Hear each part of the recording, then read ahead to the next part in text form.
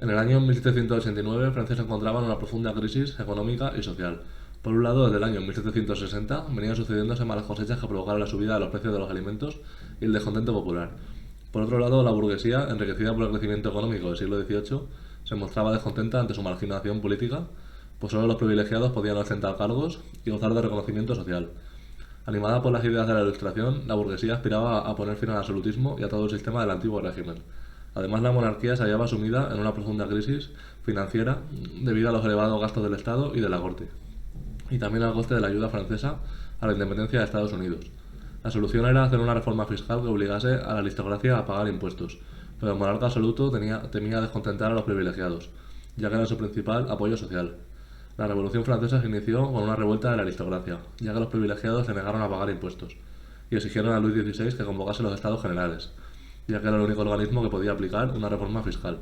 Los Estados Generales se convocaron en Versalles en el año 1789, perseguidos por el rey y formados por los representantes de la nobleza, del clero y del tercer estado.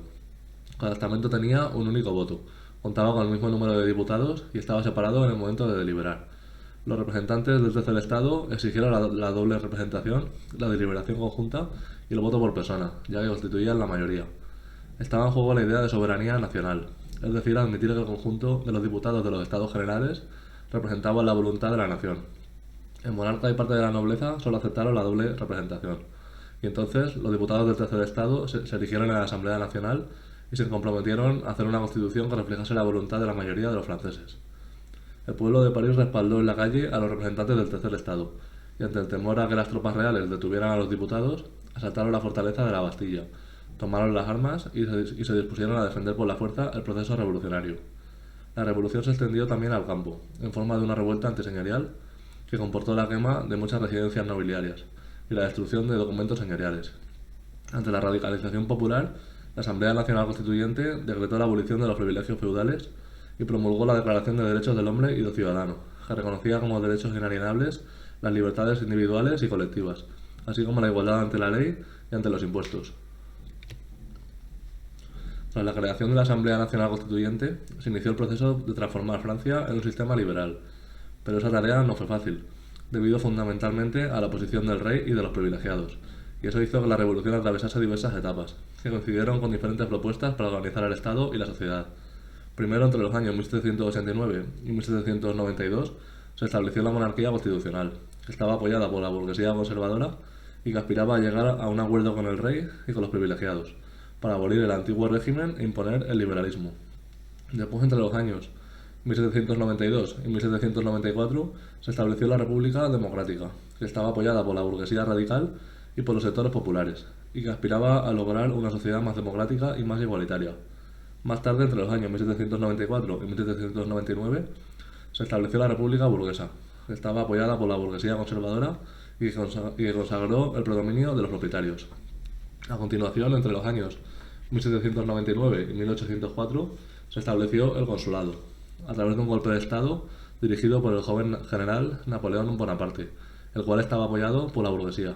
Y por último, entre los años 1804 y 1815, se estableció el Imperio Napoleónico. En el año 1789, el rey y la nobleza aceptaron la nueva situación, y una vez pacificado el país, la Asamblea Nacional inició un proceso reformista para convertir Francia en una monarquía constitucional y parlamentaria. En el año 1791 se promulgó una constitución con las ideas del liberalismo, separación de poderes, soberanía nacional e igualdad legal de los ciudadanos, aunque reservaba al rey el derecho al veto, es decir, a oponerse a las leyes aprobadas por la Asamblea.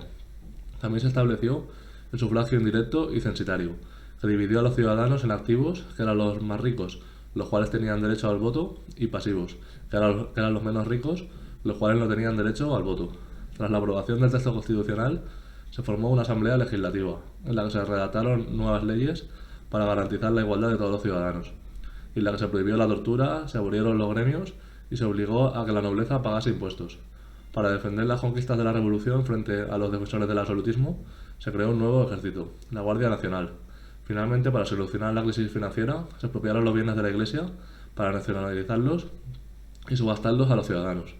En contrapartida, el Estado aseguró el mantenimiento del culto y una constitución civil del clero separó la Iglesia y el Estado. Las reformas llevadas a cabo satisfacían a los burgueses, ya que les daban derechos políticos y libertad económica, y además limitaban el poder del rey. Pero el nuevo régimen contaba con muchos opositores. La nobleza, que deseaba recuperar sus privilegios, el clero, que estaba descontento ante la desamortización, y la monarquía, que quería recuperar su poder. Los sectores populares también estaban descontentos por la restricción del sufragio a los que poseían bienes o dinero, y por el encarecimiento del coste de la vida. La oposición de la familia real a la revolución se manifestó a raíz de su intento fallido de huida de París, para unirse al ejército austriaco, que planeaba invadir Francia y restablecer el absolutismo. En el año 1792, la Asamblea Legislativa declaró la guerra a Austria, y los austriacos empezaron a invadir Francia. Esta situación de inestabilidad provocó que las milicias republicanas francesas asaltaran el Palacio Real, encarcelaran al monarca y proclamasen la República. En cuanto a las mujeres, participaron activamente en los acontecimientos de la Revolución y reivindicaron los mismos derechos civiles y políticos que los hombres. La Declaración de Derechos y la Constitución de 1791 negaron a las mujeres muchos de los derechos adquiridos por los hombres y las convirtieron en ciudadanas pasivas. De este modo, una revolución que basaba su justificación en la igualdad natural y política de los seres humanos negaba los derechos conquistados a la mitad de la población. Aunque las mujeres se beneficiaron de algunas reformas sociales, como el matrimonio, el divorcio o la supresión de la desigualdad ante la herencia, no consiguieron la igualdad legal y fueron claramente excluidas de la vida política. Fue entonces cuando la voz de las mujeres comenzó a expresarse de forma colectiva a favor de la igualdad. La República quedó en manos de los girondinos, que convocaron elecciones por sufragio universal masculino para la nueva Convención Nacional, que era la asamblea que iba a ser la encargada de redactar más tarde una nueva constitución. La convención llevó a cabo un juicio contra el rey Luis XVI y contra su mujer María Antonieta, que fueron acusados de traición, condenados y ejecutados en la guillotina. La muerte del rey provocó la alianza de las monarquías europeas, que formaron una coalición contra la Francia revolucionaria. En el año 1793, la República se hallaba en peligro. En el interior del país estallaron algunas revueltas contrarrevolucionarias y en el exterior los ejércitos coaligados empezaron a invadir Francia. Entonces los jacobinos se hicieron con el poder y detuvieron a los principales dirigentes políticos girondinos. Ese mismo año promulgaron una nueva constitución basada en la democracia social, con soberanía popular, sufragio universal directo y con derecho a la igualdad. El poder ejecutivo quedó en manos de un comité de salvación pública, que concentró todo el poder en Robespierre, un jacobino radical. Para hacer frente a la amenaza exterior, la República organizó un ejército reclutando forzosamente a ciudadanos de todas las condiciones y clases sociales. La República también impulsó la política del terror, con la que el Comité de Salvación Pública suspendió las libertades y con la que los tribunales revolucionarios promulgaron una ley para castigar con prisión o muerte a los sospechosos de ser contrarrevolucionarios. El Comité de Salvación Pública también aprobó una serie de leyes sociales: la distribución de los bienes de los contrarrevolucionarios entre los indigentes, la venta de las tierras del clero en pequeños lotes, la educación infantil obligatoria y el control de los precios y de los salarios. Además se cerraron las iglesias y se estableció el culto a la diosa Ratón. En el año 1794 los peligros disminuyeron, las revueltas interiores habían sido sofocadas y los ejércitos franceses se imponían a los de la coalición extranjera. Pero la radicalización de la revolución, la política del terror y el gobierno dictatorial de los jacobinos provocaron la oposición de gran parte de la población. Así, mediante un golpe de estado provocado por los girondinos, Robespierre y otros dirigentes jacobinos fueron derrocados y ejecutados. Tras el golpe de estado, la burguesía conservadora volvió a tomar el control de la revolución. En el año 1795 se elaboró una nueva constitución que otorgaba el poder ejecutivo a un gobierno colegiado, restablecía el sufragio censitario y confiaba el poder legislativo a dos cámaras, el Consejo de los 500 y el Consejo de los Ancianos. El nuevo gobierno pretendía volver a los principios de la Constitución de 1791. Para ello, clausuró y persiguió a los jacobinos, derogó la Constitución de 1793 y anuló todas las medidas de ese periodo. También promovió una política de retorno de los exiliados a causa de la política del terror. El liberalismo de la nueva república se situaba entre el absolutismo y la democracia social de los jacobinos.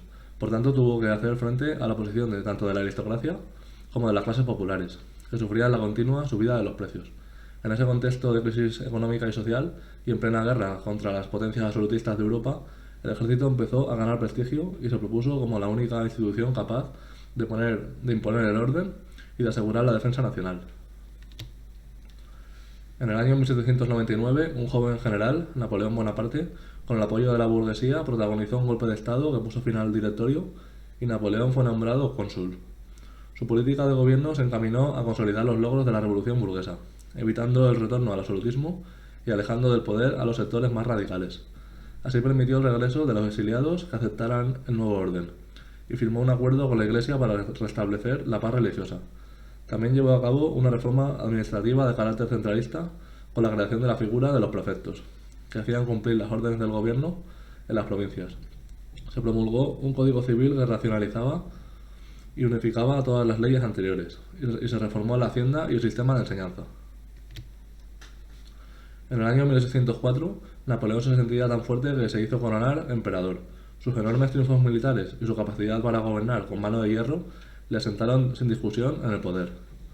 Uno de los motivos del prestigio y del poder de Napoleón fue su capacidad para derrocar a los monarcas absolutos europeos, que habían coaligado sus ejércitos para luchar contra la Francia revolucionaria.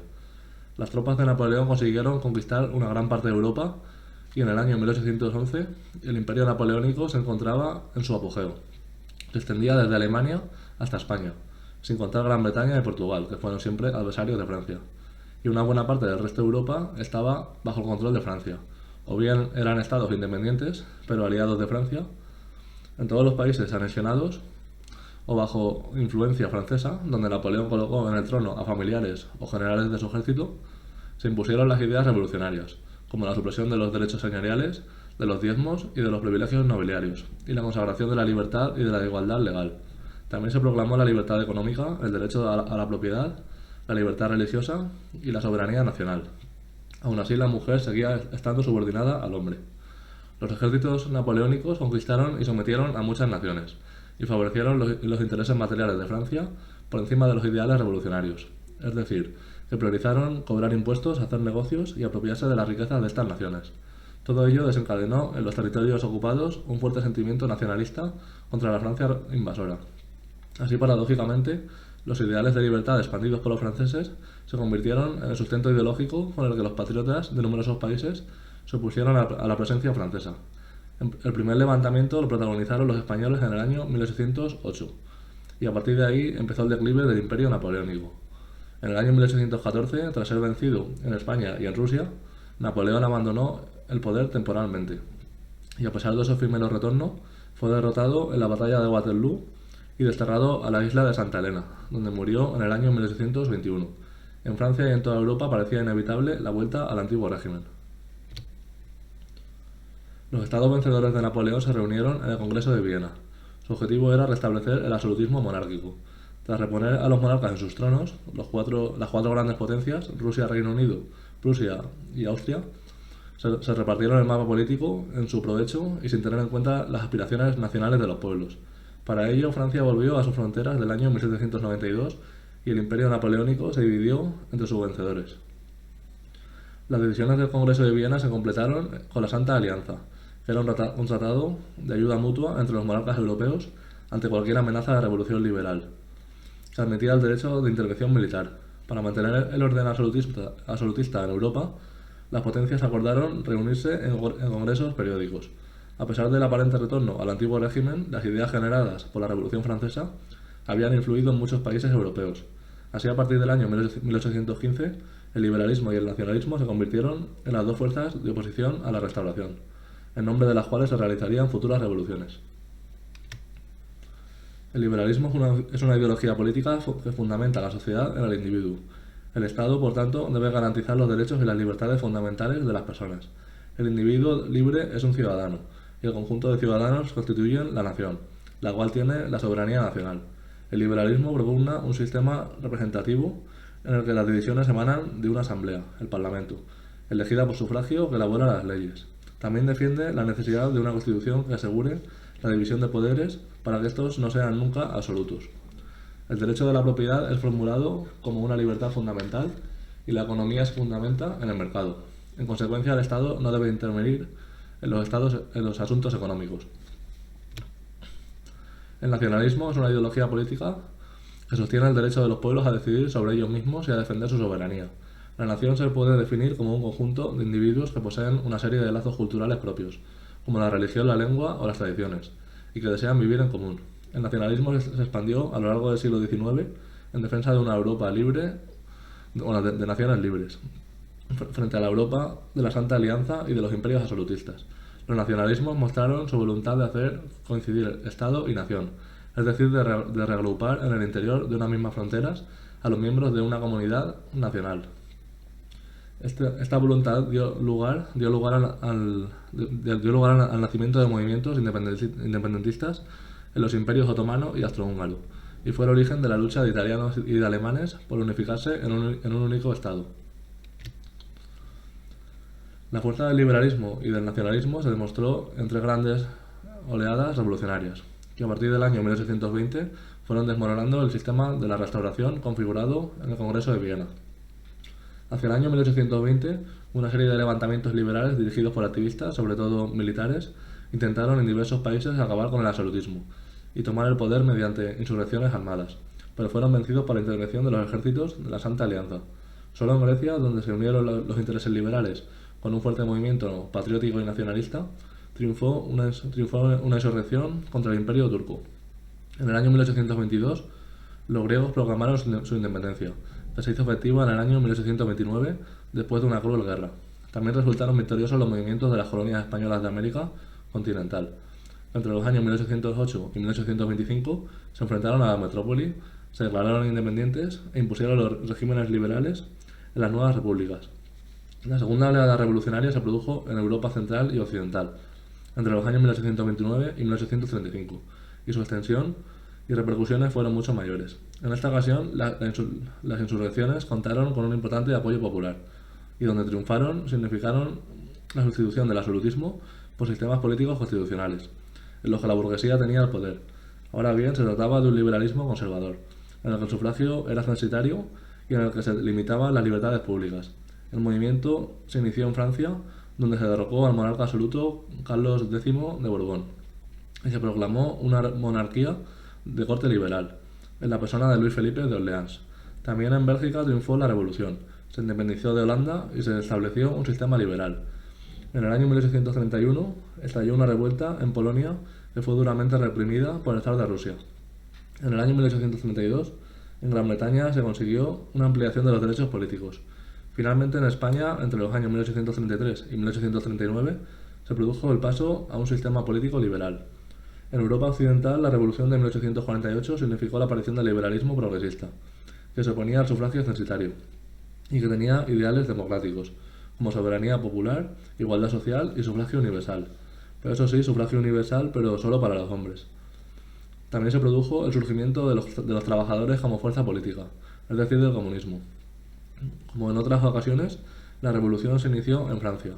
Un levantamiento popular acabó con la monarquía de corte liberal de Luis Felipe de Orleans y se proclamó la República Social, en la que se exigían más derechos para los trabajadores.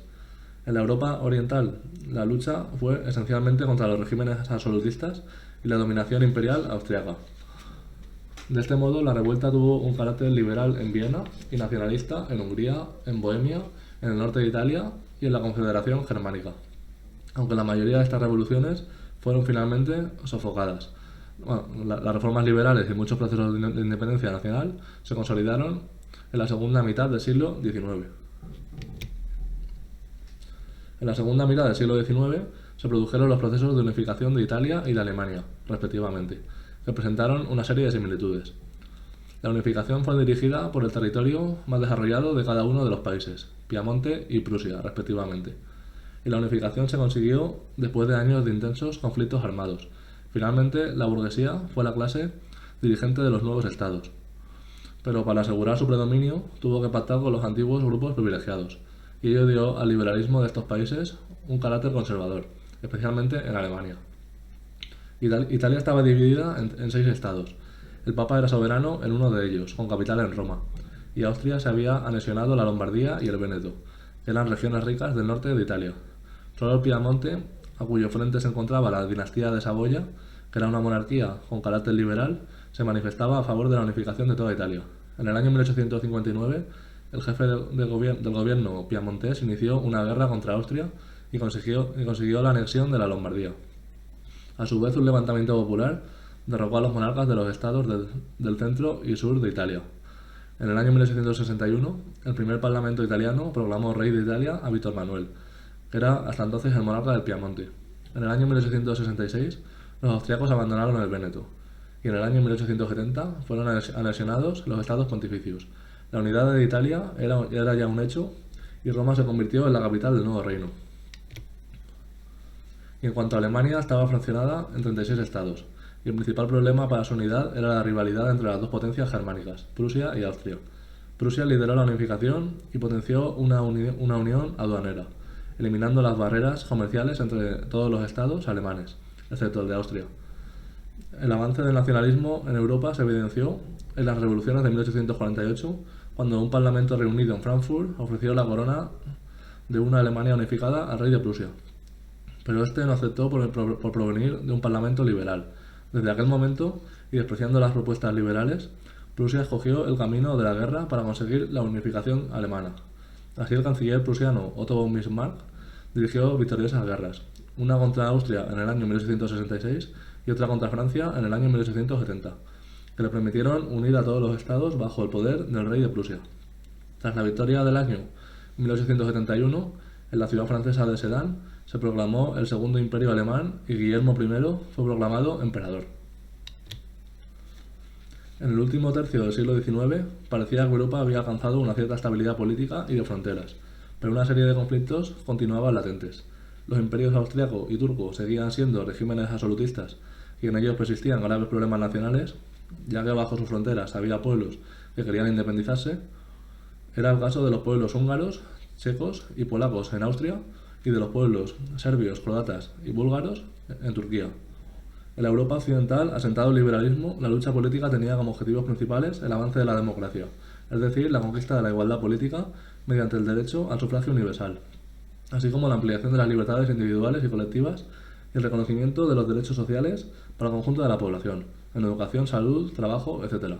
Y eso es todo. Un saludo.